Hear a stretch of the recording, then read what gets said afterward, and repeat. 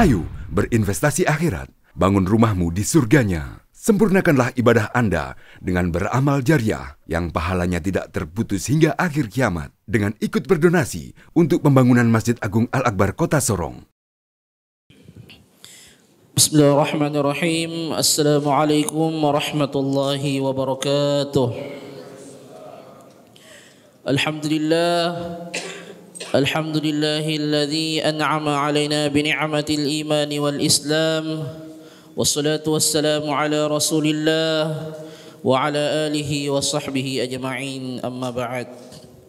Ayyuhal hadirun, para jamaah ma'asyiral muslimin wal muslimat yang insyaallah dirahmati oleh Allah Subhanahu wa taala.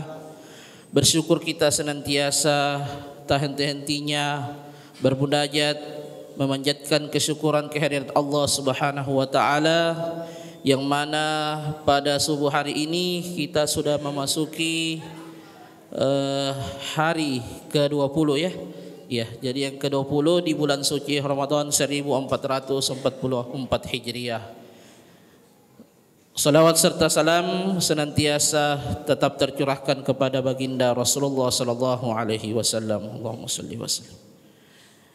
Ma'asyiral muslimin wal muslimat, jamaah salat subuh yang insyaallah dirahmati oleh Allah Subhanahu wa taala.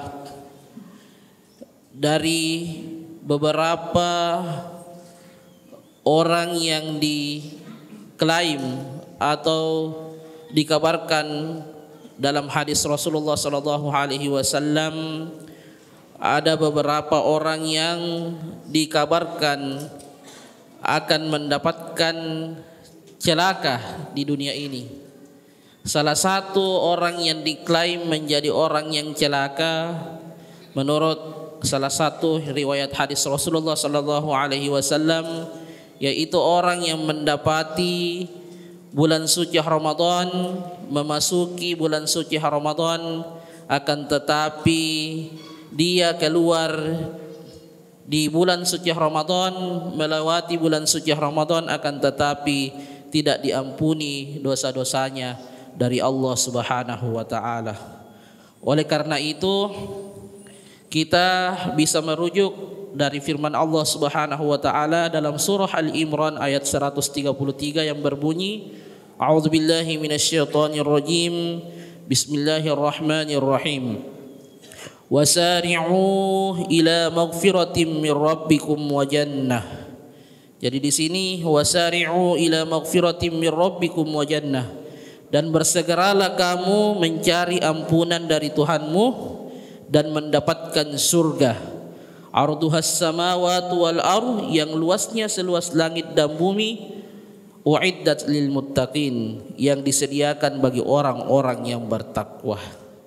Jadi di dalam ayat tersebut Allah Subhanahu wa taala memberikan tuntunan kepada kita agar kiranya sehingga kita senantiasa bagaimana caranya kita selalu berikhtiar untuk bersegera mencari ampunan dari Allah Subhanahu wa taala.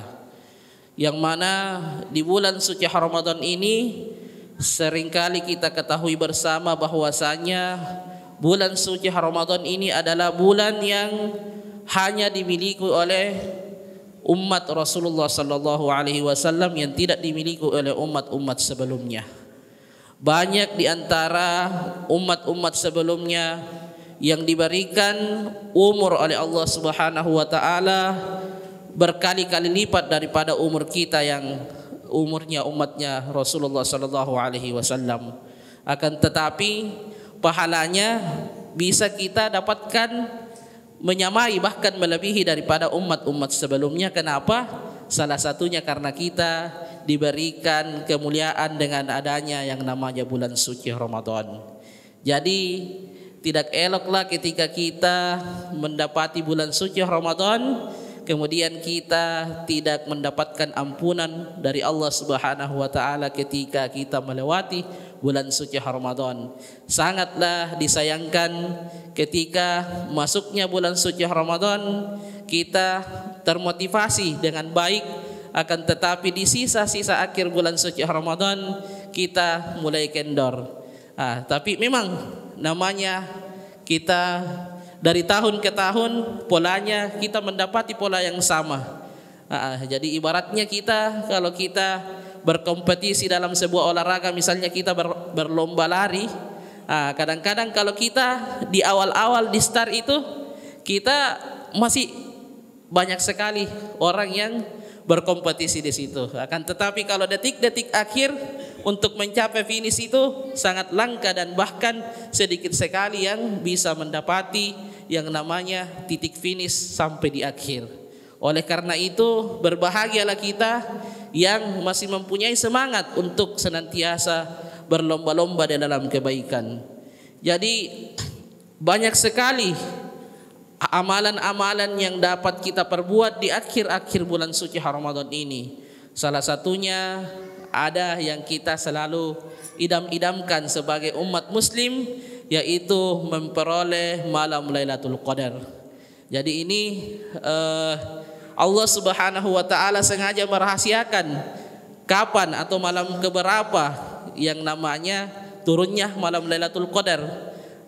Justru inilah merupakan motivasi untuk kita sehingga kita tidak mengkultuskan satu malam saja di akhir bulan suci Ramadan untuk beribadah. Allah Subhanahu wa taala menurunkan hikmah daripada tidak ditentukannya kapan malam Lailatul Qadar berada di setiap tahunnya, sehingga kita mulai dari akhir-akhir detik-detik terakhir bulan suci Ramadan, khususnya di 10 malam terakhir, kita senantiasa dituntut untuk beribadah kepada Allah Subhanahu wa taala. Dan jangan sangka kita kadang-kadang maunya itu di malam-malam ganjil saja.